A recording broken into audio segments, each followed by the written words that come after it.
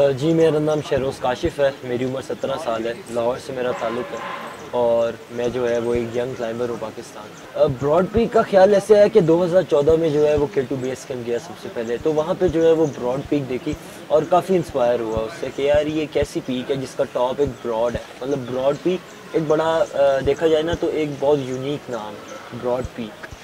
तो सबसे पहला इंटरेक्शन जो है ना उससे वहाँ पे हुआ। उसके बाद जो है मैंने 2018 में इसको अटेम्प्ट करने की कोशिश की, लेकिन मैं फ़ेल हो गया ब्रॉड पीक पे।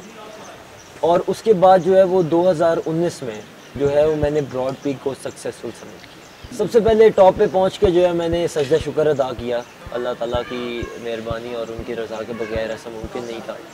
उसके बाद वायरलेस से जो है वो मैंने नीचे बेस कैंप पे जितने भी लोग थे उनको बताया और उन्होंने जो है वो सैटेलाइट फ़ोन से मेरे घर कॉल की।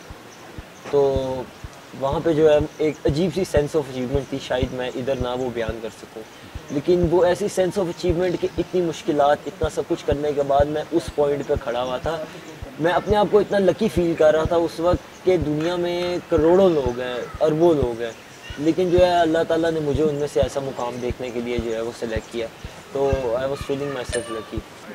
मेरी जो इंस्पायरेशन थी बेसिकली मैंने इंस्पायरेशन मेरी 2012 में आई थिंक सो जो है ये स्टार्ट हुई। मैंने कुछ ट्रैकर्स को देखा जो कि जा रहे थे मकड़ा पीक की तरफ, और उसके बाद उस वक्त उस दौर में एक यंग ट्रैकर था सिकंदर सरवरी, जिनका जो है वो ताल्लुक़ है झेलम से। वो यंग ट्रैकर थे 20-19 साल के और वो ट्रैक्स करते होते थे, तो एक वो इंस्पायरेशन थी मेरी।